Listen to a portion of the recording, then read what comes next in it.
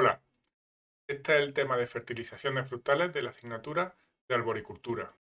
La respuesta a la fertilización es bien conocida desde hace tiempo, ya que esta es lineal y una pendiente muy fuerte. Esto quiere decir que para unas condiciones de cultivo dadas, es decir, para un suelo determinado, en un clima determinado, utilizando un patrón y una variedad, cuanta mayor cantidad de fertilizante utilizamos, mayor producción vamos a obtener. O dicho de otra forma, es decir, en negativo, cuanto menos fertilizante damos, menos producción obtiene el agricultor o el empresario. Por otro lado, en diversos estudios se ha visto que el coste de la fertilización es relativamente pequeño respecto al total de una explotación frutal. En este caso, os muestro un estudio de costes para un olivar en la zona de Andalucía, tanto en regadío como en secano. Como podéis ver, no llega ni al 10%. Este otro estudio corresponde a frutales de hueso para la zona de Murcia, donde tiene una gran implantación. Como veis, en el caso más desfavorable no alcanza ni el 5%.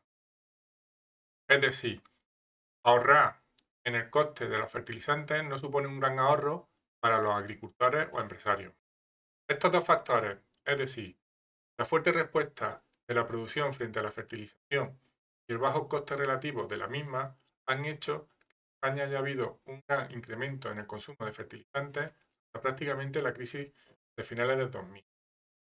Como veis, esta no se ha recuperado totalmente, pero sí parcialmente este consumo. Uno de los grandes problemas medioambientales que tenemos en España es la contaminación por nitratos de los acuíferos. Esto quiere decir que se ha sobreutilizado el uso de fertilizantes, dando dosis que posteriormente pasaban por lisiviación a los acuíferos. Por tanto, deberíamos ajustar mucho mejor las dosis de abonos que damos, puesto que, aunque no supongan un excesivo coste económico, sí tiene costes medioambientales. Vamos a ver a continuación los principales fertilizantes que utilizamos en fruticultura. Para ello comenzaremos definiendo qué son los elementos esenciales, cosas que ya creo que conocéis. La definición de elemento esencial es aquel sin el cual la planta no puede completar su ciclo vital. No puede ser sustituido completamente por otro y debe ser utilizado por una amplia gama de plantas superiores. Con esta definición encontramos 17 elementos. Los tres primeros, carbono, hidrógeno y oxígeno, no cuentan como fertilizantes, ya que las plantas los toman directamente de la atmósfera, a través de la fotosíntesis. El resto lo dividimos en dos grandes grupos, en función de las necesidades que tiene la planta de ellos. Macronutrientes, aquellos que tienen unas altas necesidades, y micronutrientes. Como habéis visto anteriormente en la gráfica, nitrógeno, fósforo y potasio son los tres más utilizados en la agricultura. En el caso de la fruticultura, el calcio también juega un fuerte papel para los frutos. Sin embargo, como la mayoría de nuestros suelos son calcáreos, no suele ser un fertilizante necesario. En cualquier caso, debemos hacer análisis tanto de suelo como de hoja para determinar si hay alguna deficiencia en alguno de estos nutrientes, ya sean macro o micro, y en tal caso aportarla.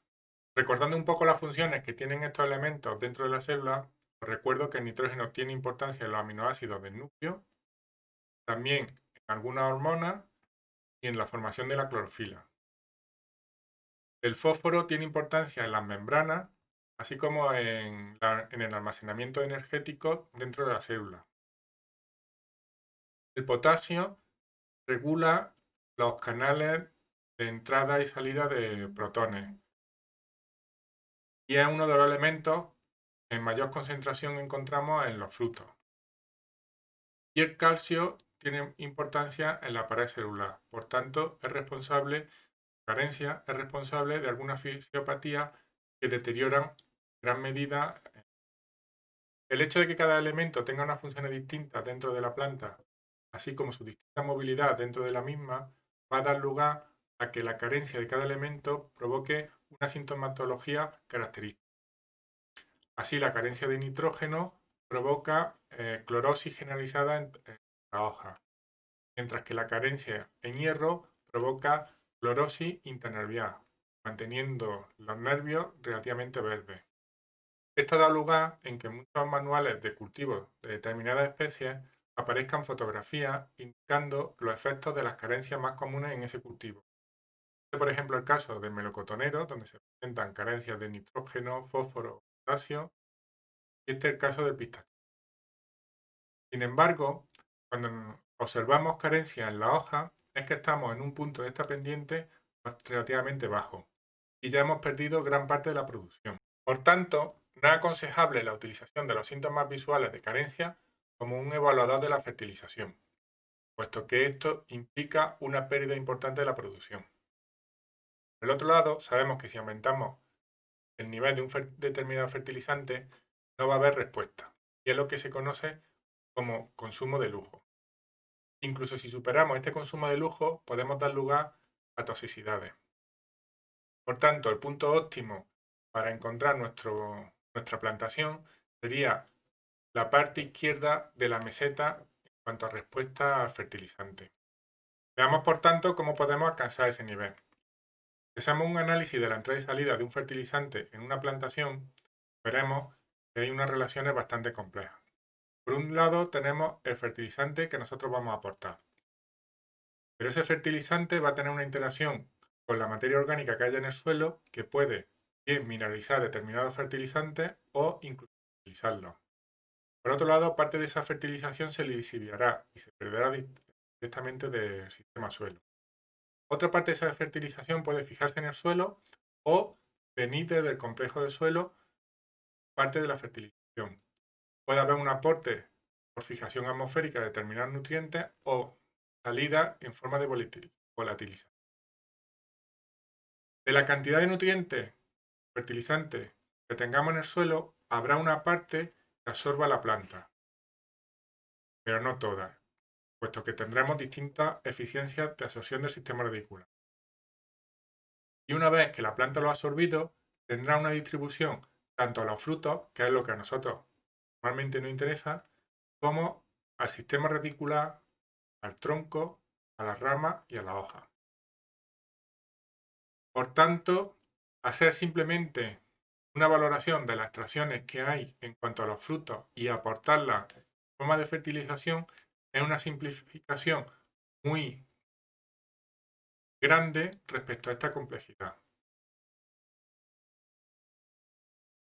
Cuando hablamos, por tanto, de la fertilización, hablamos por lo menos de 4 componentes. Por un lado tenemos la planta, que como hemos dicho va a tener vigor, va a tener un rendimiento, va a tener unos efectos en cuanto a la variedad y el patrón.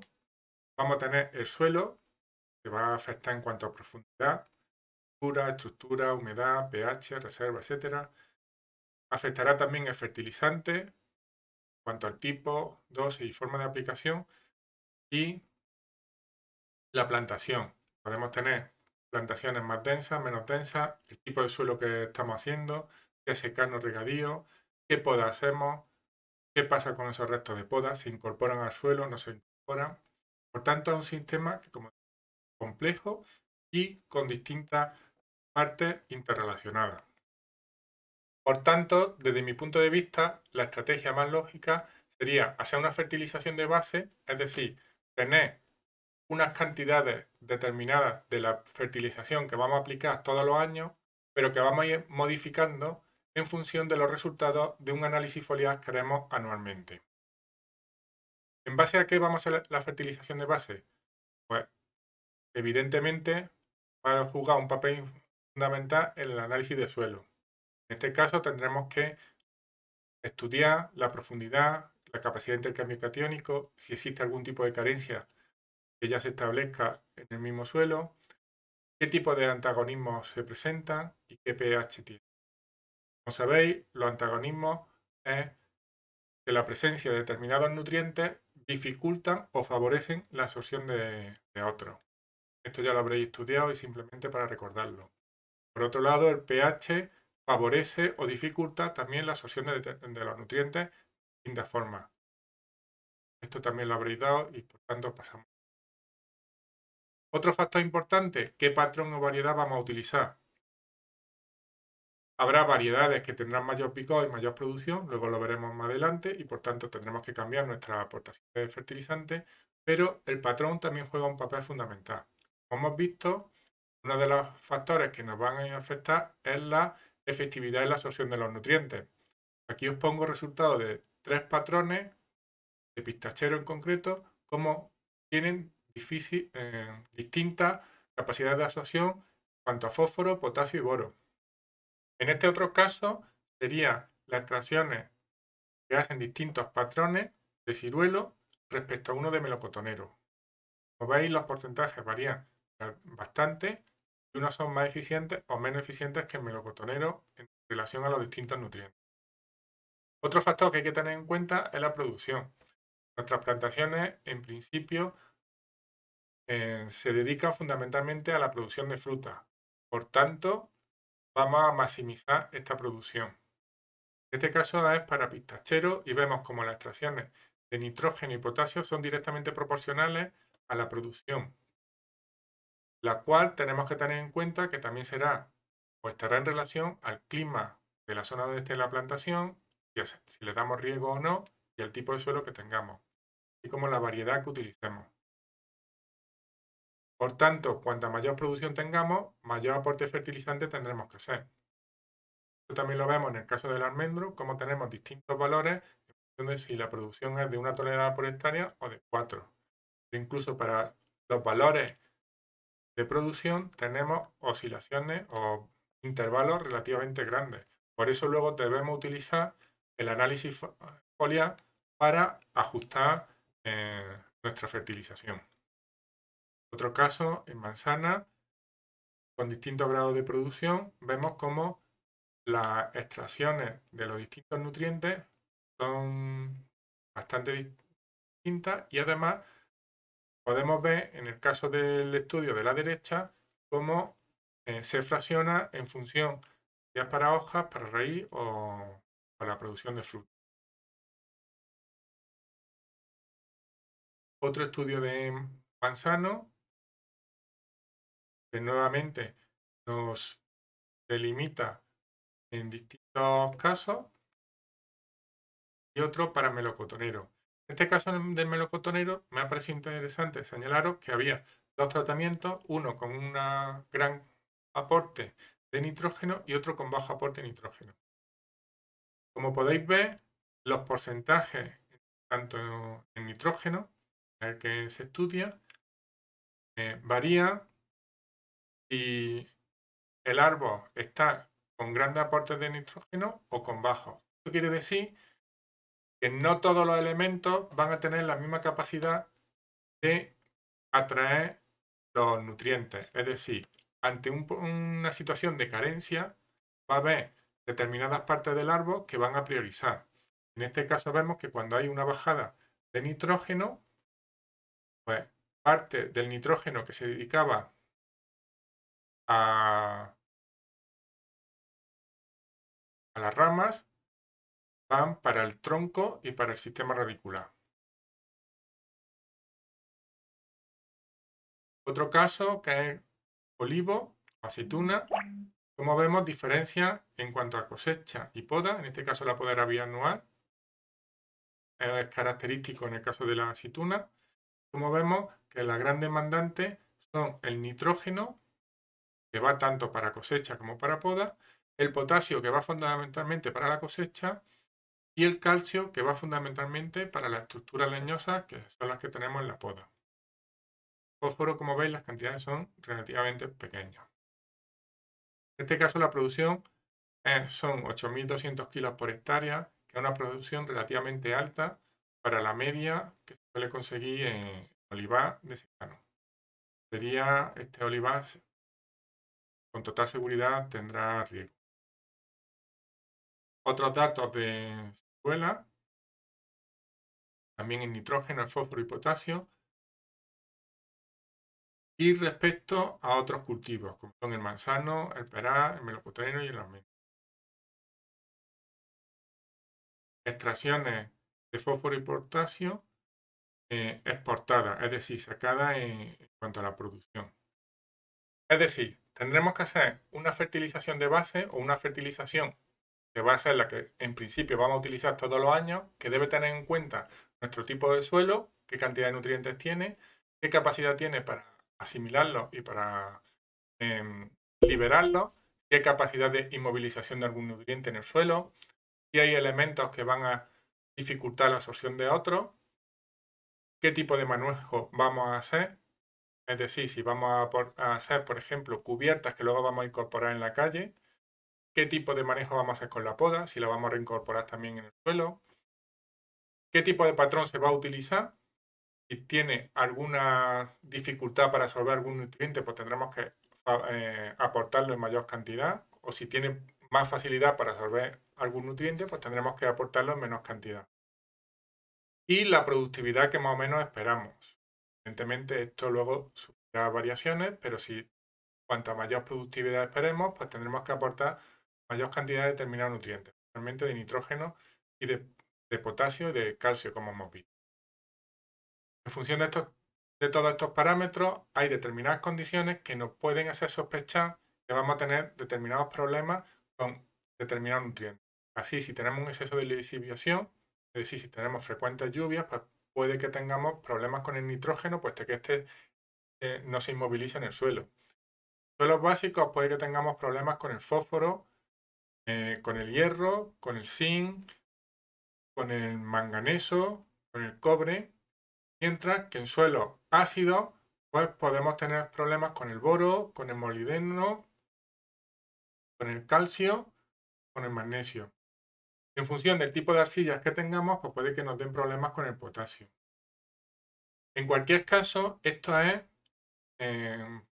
condiciones en las que podemos esperar deficiencias, pero como os digo, debemos establecer una fertilización ajustándonos a todos estos parámetros que después tendremos que confirmar con el análisis foliar. El análisis foliar está pensado por los valores del análisis foliar para que con esos valores la mayoría de nuestros árboles se encuentren dentro de un nivel adecuado de nutrientes. Viene a ser algo parecido al coeficiente de uniformidad que usamos para el riego por localizado.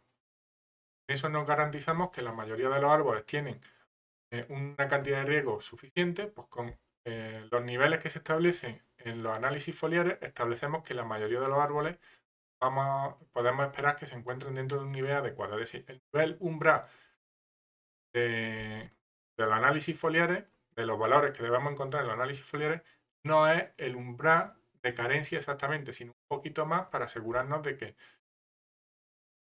la mayoría de los árboles se encuentran en ese valor de seguridad. El análisis foliar se caracteriza por coger un determinado tipo de hojas que nos deben determinar cuando lo hacemos. En este caso, por ejemplo, para manzanas, pues te dicen que son hojas maduras con peciolos. Normalmente siempre se incorpora el peciolo. De una zona característica del crecimiento, normalmente en la zona media del brote y normalmente además en brotes sin carga. En este caso no nos lo indica.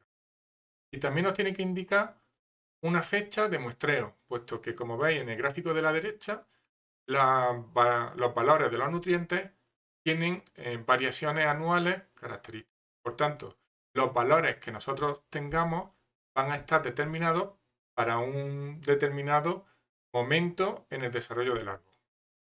Normalmente, o en los métodos más exactos o más concretos, se dan días respecto a plena floración. También pueden darse en periodos del año, pero lo más correcto es dar una relación fenológica. La fenología, como sabéis, dependiendo del clima, puede adelantarse o retrasarse, por tanto, lo más correcto es respecto a un momento como es la plena floración. En la tabla de arriba os muestro pues, unos valores para análisis foliar, que es lo que nos suelen dar. Nos da unos valores de umbral de eficiencia, es decir, si estamos por debajo de ese umbral, tenemos deficiencia en la planta. Un valor de normalidad, que sería la parte deseable donde nos queremos encontrar. Acordaros de aquellos corchetes que se encontraban en la parte izquierda de la meseta, pues esa es la zona que hablamos de normalidad. Y luego, en algunos elementos que presentan toxicidad, también valores que podremos tener de toxicidad. Normalmente, pues manganeso, boro son los que suelen presentar estos. Para el caso del melocotón, lo mismo, definición del tipo de hoja, tipo de dónde los vamos a coger y el momento. Y los valores de deficiencia de valores de donde debemos encontrarnos. Para pistachero, en este caso, como veis, pues nos da un periodo del año que es julio-agosto, además bastante amplio, lo cual digamos que la precisión decae en cierto grado. Y otros valores para olivo, como veis, también nos dicen que son hojas maduras de la zona media de los brotes, sin frutos y cogidas a mediados del mes de julio. Suele tener la estabilización el olivo, pero sería más correcto haber dado una fecha en respecto a floración o a otro parámetro fenológico. Además del análisis foliar, tenemos que tener en cuenta que hay elementos que son muy móviles, que pueden, es decir, se mueven tanto en el xilema como en el floema, es decir, van desde el sistema radicular hacia la hoja, pero luego de una hoja puede moverse hacia otra hoja. En este caso tenemos el nitrógeno, el fósforo, el potasio, el magnesio, el azufre. Y tenemos elementos que tienen peor movilidad, como el calcio, el zinc, el magnesio, el hierro y el... Esto es importante porque estos elementos en los análisis foliares van a estar peor determinados. Puesto que tienen poca movilidad de una hoja a otra, la planta, cuando empieza a presentar carencias, no los puede movilizar de una zona del árbol a otra. Y por tanto, podemos tener hojas más viejas con niveles suficientes de este nutriente, mientras que las hojas nuevas, que por eso en todos los casos se especifica que son hojas del brote en crecimiento, pueden presentar carencias. En este caso, estos elementos, como digo, solo van normalmente por el xilema, es decir, del sistema radicular hacia la hoja.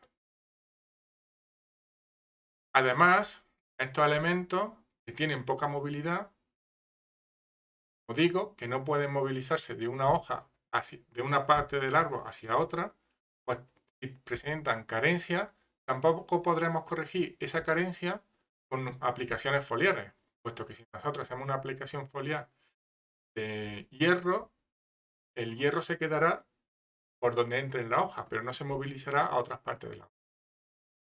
Como digo, van a estar peor caracterizadas en el análisis foliar, pero aún así nos dan cierto grado de valores.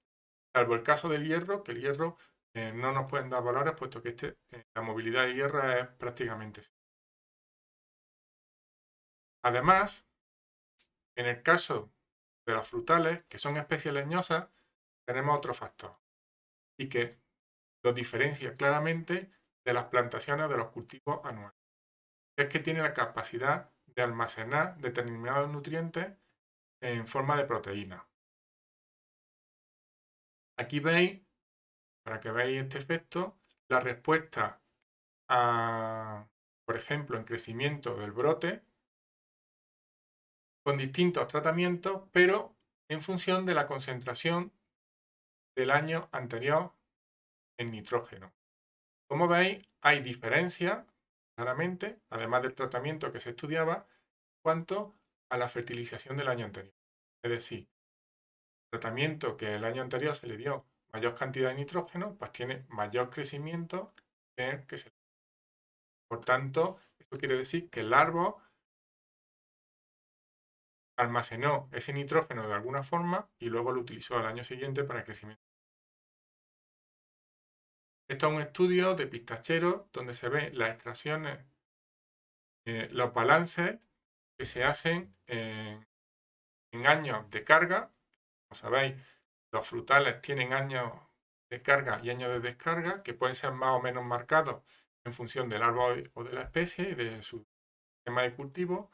Y aquí veis como en el caso del nitrógeno, en un año ON, tiene un balance negativo. Tiene una deficiencia de 378 gramos por árbol.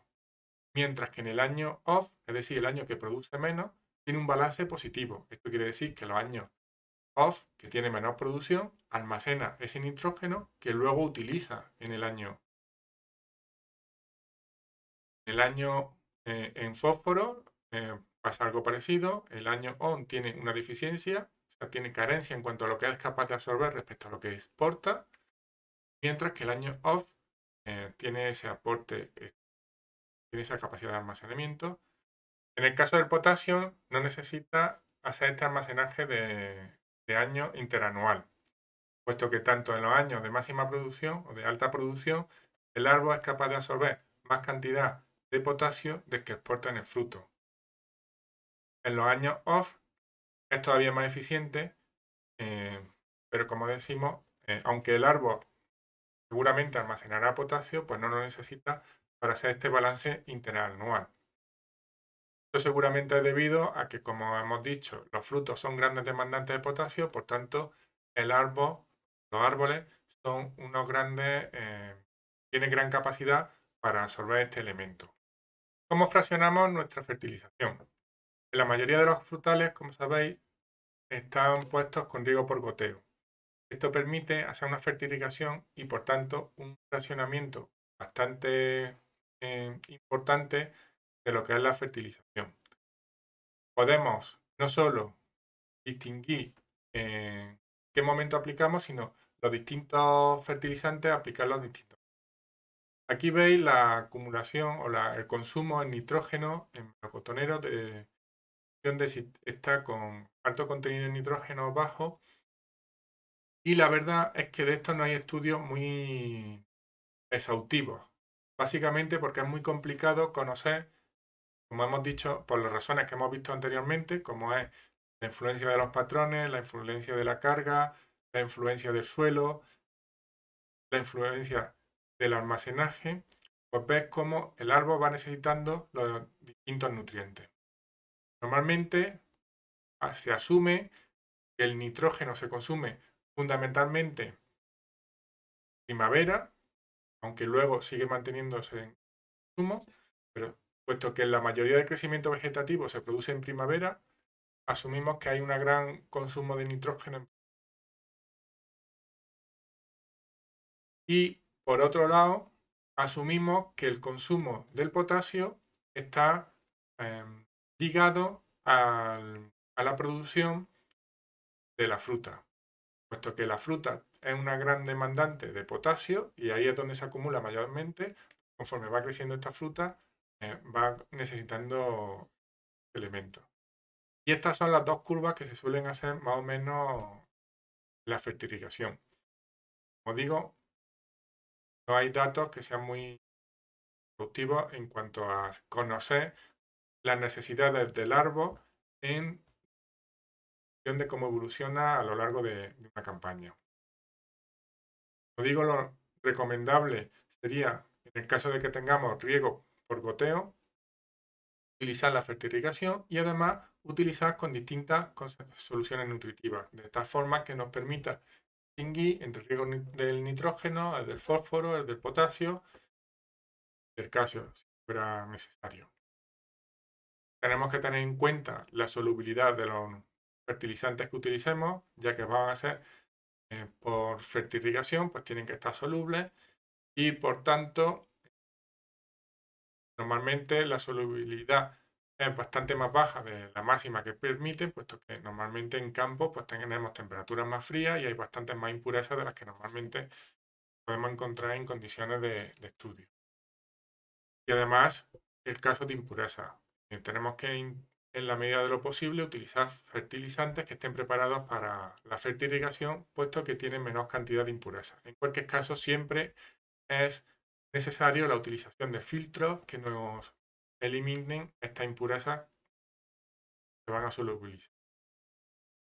Otra cosa que hay que tener en cuenta, que ya hablamos anteriormente, es la movilidad de los fertilizantes. Hemos dicho que hay elementos que son muy movibles: el hidrógeno, el fósforo, el potasio, magnesio, otros que tienen poca, como zinc, cobre o níquel, y otros que prácticamente son inmóviles, como el manganeso, el hierro, el calcio o el boro.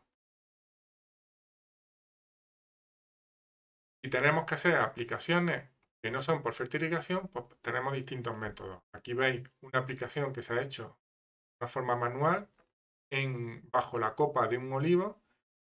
En la medida de lo posible tenemos que intentar cubrir la mayor cantidad de zona radicular posible. Para esto con la intención de que el fertilizante no se quede concentrado en una zona, lo cual haría subir la salinidad mucho y podría ser incluso tóxico. Y además no aprovecharíamos todo el sistema radicular y posiblemente podríamos perder parte de fertilizante. Otro sistema, que como veis, en este caso pues es menos exacto, puesto que le está aplicando con un cañón una zona determinada y no está aprovechando tanto el suelo como en este caso. Se podría utilizar algún elemento que distribuyera mejor este fertilizante. Y esto, otro elemento, que en este caso es una centrífuga horizontal que lo distribuye en todo el suelo. En este caso vamos a tener un elemento al contrario, puesto que el sistema radicular de estos árboles va a estar concentrado bajo la copa, vamos a estar fertilizando parte del suelo donde no va a llegar el sistema radicular, con lo cual vamos a perder parte de esta fertilidad. Otra opción, que normalmente suele ser para fertilizaciones de apoyo, es la fertilización foliar. Es bastante efectiva. Tenemos que intentar conseguir nebulizaciones, es decir, las gotas lo más pequeñas posibles, como indico aquí. Más pequeña es más fácil que la absorba la planta, puesto que va a tener más zona cubierta y es más fácil para la absorción. Y en este caso, como ya os comenté, tendremos que tener en cuenta la movilidad de los distintos nutrientes en la planta. En este caso, pues los elementos que no tienen poca movilidad o ninguna, pues no los podremos utilizar en.